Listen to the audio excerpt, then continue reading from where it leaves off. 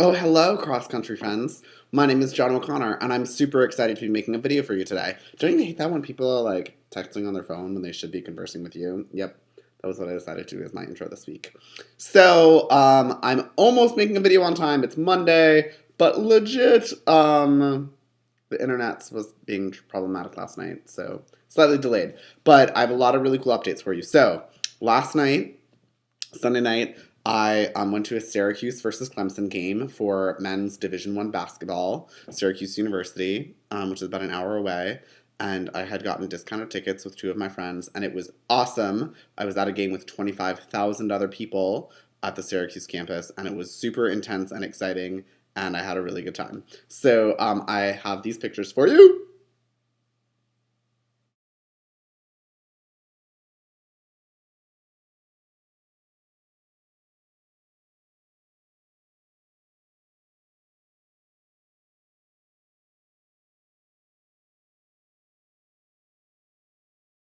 Ta-da! So that was my experience at the Syracuse game. I was introduced to something called a wine slush, which is like this concoction of icy goodness and wine. That is way too easy to drink through a straw. So that was a very exciting thing that happened at the Syracuse game. And they won, and they're still undefeated. So it was super exciting. And I'm sorry, Cousin Rose, but we beat Clemson. I wanted to also mention to you that my other good thing this week was I went on a wine tour.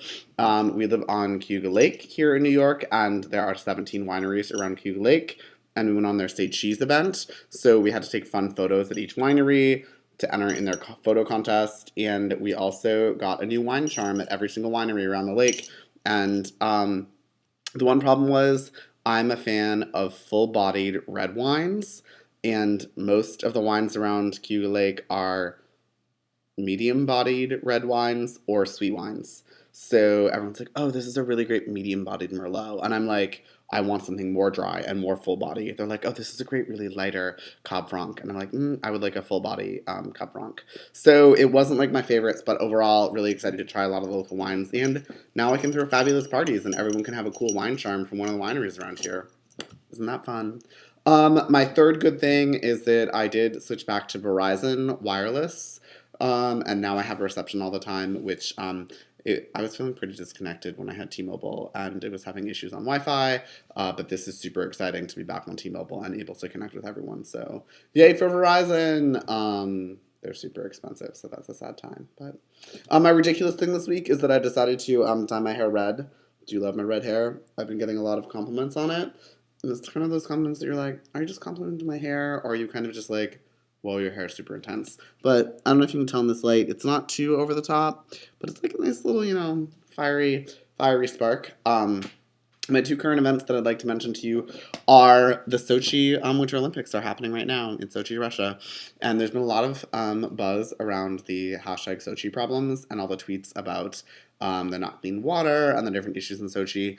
But I read a really good article today that I will link down in the description about why it's kind of disrespectful to people that have to continue to live in Russia to complain so much about living conditions that are like fairly normal to them in Russia. Like a huge number of people in Russia don't have clean drinking water from their taps anyway. So it's definitely something to cause a little bit of pause and reflection on why the Sochi Problems thing is so popular and how it doesn't really acknowledge that there are some big challenges for people who have to continue to live in Russia. So I will post that very insightful article in the description for you to read. And my other current event, this is a little bit past, but I don't know if you heard, there was this whole drama with Chris Christie and shutting down the George Washington Bridge. And first he said he had no knowledge, and then all this other drama came out. So anyway, Chris Christie's been in the news a lot. I didn't really like him from the beginning, so I'm not completely upset about that. So, yep. And my last thing is, I wanted some words of wisdom for you, Haley. So my words of wisdom this week are: you don't need to wait out the storm. You need to learn how to dance in the rain. Thank you, and have a great week.